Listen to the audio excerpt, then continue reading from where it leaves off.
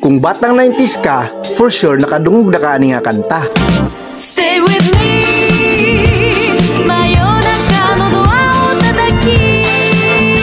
Nagtrending na sabning kanta karon sa bisag asang social media platforms.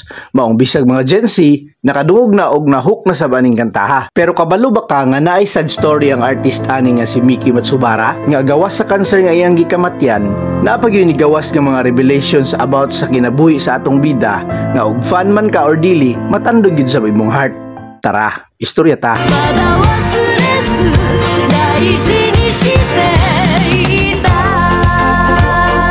Mayonaka no Door or Stay With Me, isa ka classic Japanese song nga nabilong sa genre nga city pop, which is very popular that time nga even sa Pilipinas gina-adapt na siya nga genre nga gitawag diri sa tuwa og Manila Sound. Ikaw lang ang aking mahal. Daghay mahuk ani nga genre tungod sa tunog nga classy, often incorporated with western style nga funk, disco ug R&B.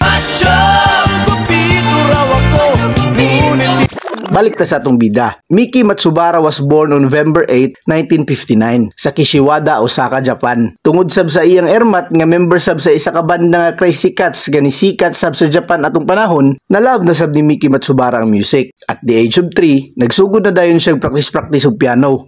Pag-abot niya sa high school, naka-appeal pa ni siya sa isa ka rock band nga siya ang bokalista. Nagpadayon si Miki Matsubara sa iyang passion sa music. Hangtod nag-relocate na siya sa Tokyo para mas madungagan pa ang iyang exposure o experience as a musician. Hangtod nga na-discover siya sa isa ka sikat nga musician sa Japan nga si Sera Yuzuru, nga maoy nagtabang sab sa iya sa pag-refer sa mga record labels. Ug sa wala madugay, naka-release na gid si Miki Matsubara sa iyang debut single nga Mayonaka no Door or ang Stay With Me atong 1979.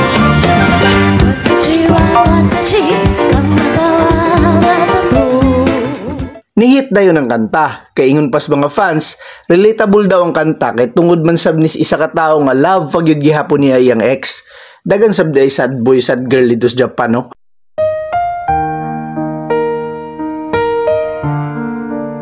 Padayon ang pagtrending sa kanta, hangtod sa nagtap pagid ni sa pinakasikat nga music chart sa Japan, ang Oricon chart. Dito na sabdayon nagsugod ang wala tuo nga invites kay Miki Matsubara sa mga shows. Dungagan pagid sa iyang charm ug kagwapa, ginakuha na sab siya as model or endorser sa mga sikat na brands. Ug syempre, mas priority gyud ni Miki Matsubara ang concerts kay mao gyud sab ang iyang dream. And yes, nakabot gyud niya kauban ang iyang banda sab nga gibuo atong 1981, ang Dr. Wu. Ug naminyo ra sab siya sa ilang drummer nga si Masaki Honjo.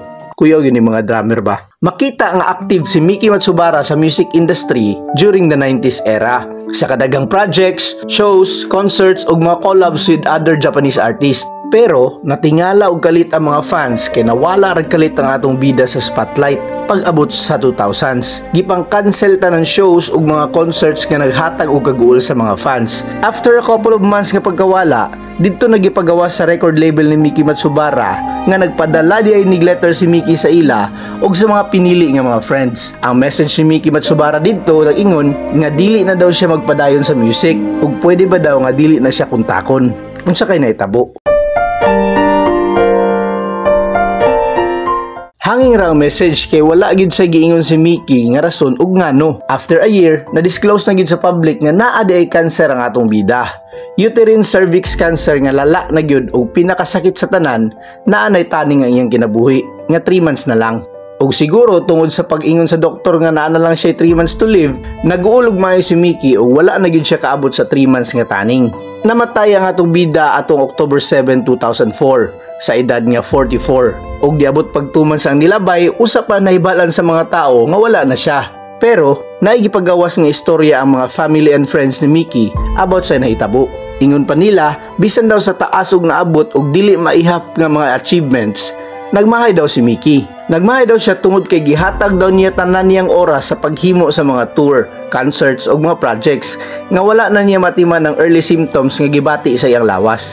Sa paggrabe sa iyang sakit, dito na niya gusto nga kalimtan na siya sa iyang mga fans kay gusto na sab siya mabuhi as normal nga tao. Ma-imagine nimo ang ka-depress sa atong bida.